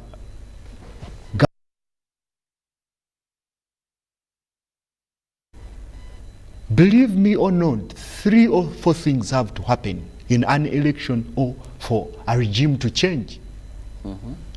That regime has to retain that power. Because what we are in is a power struggle. It's a power struggle, nothing else. People want to control others behind curtains on remote. Another thing, the one who wants to take over power, to take over. Another thing is a transition, that power sharing. How many people do you have with you that can work with us? The way Mao moved. Because, if I may ask, instead of confronting the government and see how we can have a regime change, again we are fighting ourselves. Do you think that can be a solution to a party like FDC? When General Muntu was going, to recall, around 20 MPs were with him, and they even never took his flag to stand on anti-ticket. Others never participated in the 2020 election.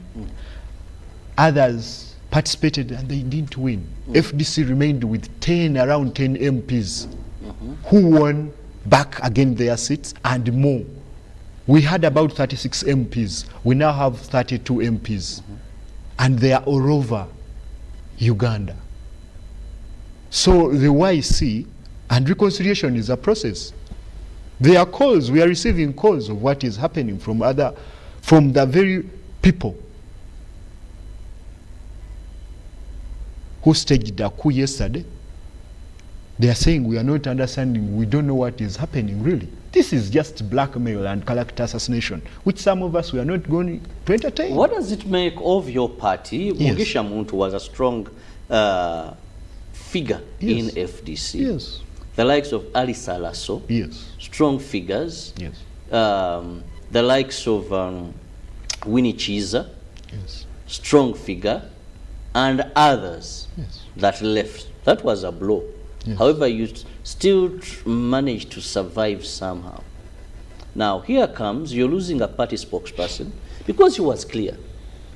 You're losing one of the key founders of FDC, retired Colonel Dr. Kiza Besigye. The likes of Elias Lukwago are also saying, no, a number we can mention that are leaving this party, and at such a critical time, when the party also, when you look at its placement in terms of opposition parties, should be striving now to redeem its position. NUP came in, took a number of them, now it's the leading opposition party. So at this time, you would be looking at bringing forces together to build, to strengthen the political party. So what does this mean at such a time? To me, a struggle is a highway of feeder loads. It's not a must that the way I speak today on camera should be the way I speak tomorrow. Everyone has a right. When you look at Dr. Yoweri Museveni, try and find out, has been in a number of political parties to be in NRM or now. But those you call strong can never be strong forever. In my beginning, I told you this is a power struggle we are in. That you can also agree. The message of 2011 cannot be the message of today. But the situation we are in is that we cannot agree that where I am now, it is you. I can no longer. There has to be that change. That's why I was talking about the remote controlling of leaders. So it's Kizza Besigye the problem here? Obviously. And the viewers may not take us seriously, and I respect their right, but the problem is him. He would be a neutral person in what we are in. He knows me by name, he has my phone number. He would call us and tell us. He would be the person telling Nathan, here is what we have to do. He would be the person telling Lukwago, here is the way to go. But look at what is happening. He has taken sides. He thinks the time we've spent in this will just go as he thinks. My dear, it won't, and it will never be. But it's just being principled. No. And saying that, you know what, this party has come from far. This party has gone through thick and thin. Yes. These are people who've sacrificed for FDC. And I wouldn't think that Dr. Warren Kizza Besigye, in his rightful thinking, would desire to see FDC as a party go to the dogs. It is what is intended. Because if it was not done. Have you heard of a story of her wife wanting to be a flag bearer in 2020? Have you heard about it? Have you heard about it? Yes. And very soon, she has a right to contest. But this is not a family affair. As General Yoweri arranging his son, which is his right. It is a right. Yes. There's nothing wrong in that. Yes. Precedence has shown many people have died not complete their terms, which is and okay. their children Which are in is okay, parliament but in we are executive much position. interested in seeing another person after Museveni, not a family of Museveni. This is not a family rule. It is democratic rule. If you don't want it, then if you don't elect him, then he doesn't. it goes back to the spokesperson we are talking about and the road mayor. A lot of questions arise. Why the two? Why the two of all people? And are they sure that they can convince, because the campaign is, there has to be a goodwill. Are they sure that they have that goodwill in the public? Lukwago has been in Kampala politics, a favorite to many. Semu Uganda has retained his constituency for about 2 to 3 terms. And yes. I'm a walk away. I may not say that I'm from Sebei. I may call myself a neighbor to the road mayor, Elias Lukwago, to the Kila municipality. I'm from Nasana municipality. But what they are doing, I'm not part, and we will not be in position of following them like ducks. No. We've spent time, money, and life. What is so hard for the Najana Nkumbi fraction? Yes. Because now I have you, I'm not going to ask the Katonga because they're not present with me. Yes. What is so hard for you people to swallow your pride? Yes. To come out and accept that indeed so much wrong happened, let's have a fresh start. Because this is all that they are saying. Let's iron out this. if there is so much that happened, we can have ceasefire and move ahead. Are you sure we can iron out this on press conferences? Because even yesterday I've told you it was a presser. They went to Zambia, they went to Fairway, yesterday they were at Katonga, and very soon they are going to have another presser. That's why I'm very much interested in the new president to come and chair a sitting in the neck. I'm waiting for him, and I'm legally waiting to look at him eye to eye, if we can dare do that. You've made the headquarters not accessible to them. We can even march there after this show. These journalists come and cover us. You do not allow these people to come. Ask them, the camera men and writers of if Elias Lukwago today woke up, let him come. Chiza Besigye and said they are coming to the headquarters. We are waiting for them. Let them come and we harmonize, as you are saying. Because I've told you the thing has taken 3 years back up to now. And you've evidently acknowledged that it is a split. Yes. Well, just remind my viewers, you can be part of the show. Please send me your messages via WhatsApp. That is the number on your screen, and a text message. Above all, please note, that line is not for calling on. Do us a favor, and please do not call on that line. It is simply for you to send us a text message or a WhatsApp message, and I'll be reading it out, and my guest will be responding, who happens to be from the Najana Nkumbi fraction, a member of the Forum for Democratic Change, and Hamis, why are you laughing? Are you denying that FDC now has 2 fractions? That is to you. I don't know. Me, I'm FDC. I cannot say this faction. Okay, you're FDC. Where do you belong? What is funny, I may even say here on camera, I'm a Katonga team. And I wish if we invited any of them here, they would deny. It is just ego and positions that are disturbing FDC. Nothing else. Because now, others say we are against Dr. Besigye. Which position is Dr. Besigye earning in FDC? Nominations of people to take positions are done. They are finishing tomorrow. The secretary, those on cabinet level are finishing their nominations. They're saying these I are was illegally nominated, yes. Legally how? This thing has been done nationally in 4 regions. 20 sub-regions did voting. And we are having the final election of national leaders on 6th October next month. And I'm waiting the rule of law. So technically, because he promised he's going to court, and I'm waiting for him, and eagerly we were in neck with him. We were in neck with the spokesperson, Honorable Semujunganda. We passed the roadmap in their presence. We passed the guidelines in their presence. But later, they shunned their way. And I'm also waiting for them, because they are saying elections are useless, don't work. I'm waiting in 2026 whether they are not going to come back and participate in the coming election. I'm waiting for them. And I'm waiting that energy they have used to stop elections that have happened, so that they use them in the 2026 election. I'm eagerly waiting, because you cannot have change. We cannot dream about change and have it. It is a struggle. This very government came into power because of an election. The Dr. Yoweri we are talking about was a candidate. General Yoweri Kaguta Museveni was a candidate. That general was a candidate.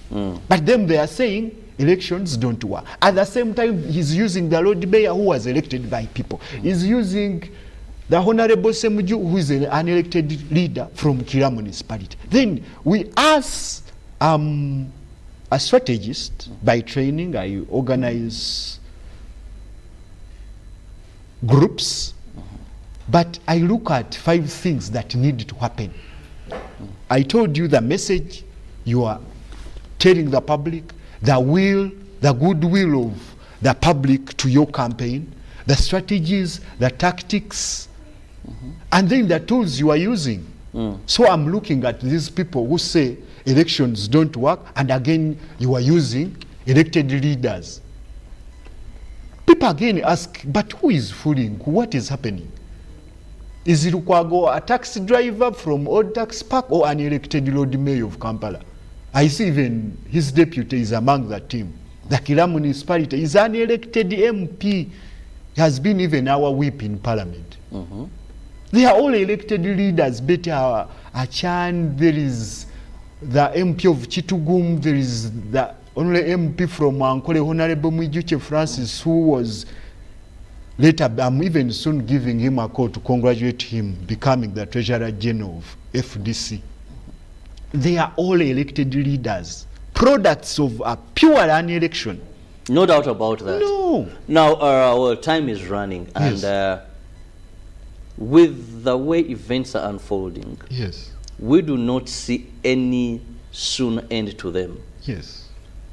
From the 5th to the, I think, the 8th of October, Yes. the Najanankubi fraction, you're going to be at Lugogo. The FDC, not the Najanankubi, the FDC. I don't want to be misunderstood by the Katonga. These are also FDC people. The FDC, because you've not talked These about... are members, they have not denied the party. You've not even talked about the ruling of the court. The interim order from Judge Estambayo ordered yesterday not to have any meeting. Even if we had NEC yesterday, we would not sit. That's why even Najanankum, there was deployment yesterday. Very true. Even And in Katonga, Lusabala, where they suspect that they would have their... heavy deployment.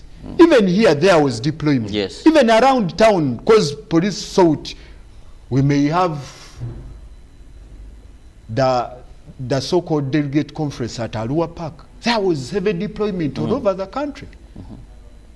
The interim ordered not to have that meeting, even if it was on Zoom. It was illegal. Even if it was in South Africa or USA, it was illegal. And FDC is a registered party in Uganda. And I'm waiting for the contempt of courts happening. Because they may happen. To look at the Lord Mayor of Kampala being put before docs for contempt of court. Because he's FDC and I'm These FDC. legal technical knockouts here and there, yes, there are so many that if you have to look at issues of FDC that have come along. Yes. You've had court here, you've had rulings here, you've had technically locking others out and all that. But at the end of the day, as we wind up, Yes. where does the future for FDC stand? I told you our dreams, as those you call of Najanankum, is to see a party that is not owned by an individual. Because when I ask you NRM is owned by Dr. Yoweri. When I tell you NUP is owned by Chagulanyi Honorable Sentam. FDC cannot be owned by a person. Because He's not anywhere in the structures of FDC. Who? Dr. Warren Chiza Besigye. He is a former mobilizer of Rukunjirisa. He's a leader and he's a founding member. But Yes. all what is happening, if they could happen, they would not happen in his presence. He would be far, far away from what is happening. But his participation and being part communicates a lot. Well, I And just tells have to it all. thank a few people here, though they sending the message really late. I like the analysis of this young man. Besigye and Lukwago have hidden agenda. One, there is Lukwago in something. There is, in anything you see Lukwago, there is a sinister motive. Lukwago has failed to put his house in Kampala city in order. Portals everywhere. Now he has joined hands with Besigye to split FDC. Then Edward Odongman. Dr. Kiza Besigye is a key decision maker and can bring big numbers to FDC. So, to me, he has the right to do whatever he's doing. And it hurts to see our party in the state it is, but seriously, ask why Nandala seems to be a giant, even more than those so-called party presidents. And more coming in, if in FDC we don't condone corruption at all levels. If there was anything with corruption, we are okay with the removal of the president and Secretary General. Well, we must end this. I just want to thank whoever has contributed and sent in messages regarding the affairs of what is happening in FDC. You're parting short. I'm ending here, shedding hope and promising hope from FDC members. The problem with FDC, we have supporters and sympathizers, but we have less members. A person who can come over on camera and say, I'm FDC. After 6, the waters are going to come down. I'm calling members after electing their leaders to come and join FDC. FDC is growing stronger. Yeah, very strong, very strong, inshallah. It's going to be very, very strong, and is a promising party. A lot has been said, but words are there to be said. There is nothing new. And my calling is to tell doctor to try and, I could call it rethinking, to become neutral and talk to these sides, the two sides that are fighting. But minus that, nothing to do. So you believe the solution lies within the hands of Dr. Ryan? Yes. Do you ask yourself why the coup was gazetted and had to happen in Busabala? Do you ask yourself why it ended up at Katonga here? Why? It would be to Fairway, it would be to Sheraton, but why Katonga? And why him? The elected leader yesterday could not even speak to the public. It was, I think you watched what happened. It was the good doctor as if he's now the leader who took over. We expected a lot from the elected Omulod, and we are eagerly waiting for him. Well, as I let you go, I have a feeling that Dr. Warren Cheese may not dare to see the baby that he gave birth to with other colleagues then are not leaving because of some people who feel it is their time. But we must keep hope alive. I like the fact that my guest this morning is very optimistic that this will finally come to an end. We need a strong opposition in Uganda. We need strong opposition parties, but it takes sacrifice. It takes so much of understanding how multi-party dispensation must work in a multi-party system. See you in the next hour. Ruben will be here to take you through sports updates. Good morning.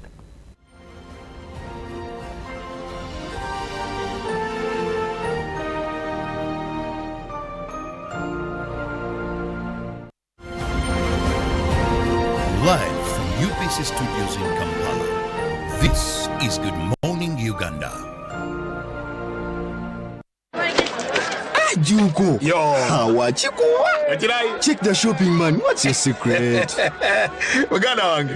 Haven't you heard of the parish development model, PDM? Yes, I did, but I thought it was just a talk. No, Sebatia. It is real. I and a few friends together formed a circle, accessed money from the PDM, invested in a portrait project, and now things are moving. Juko. I thought I was one of your friends. You are. But you left me behind. I didn't leave you in poverty. What you do, just visit your LC2 chairperson and your parish chief and start the process of economic transformation. Just like that. The parish development model is an initiative from the government of Uganda through the Ministry of Local Government designed to transform all lives of Ugandans for the better. PDM, my parish, my development, my life.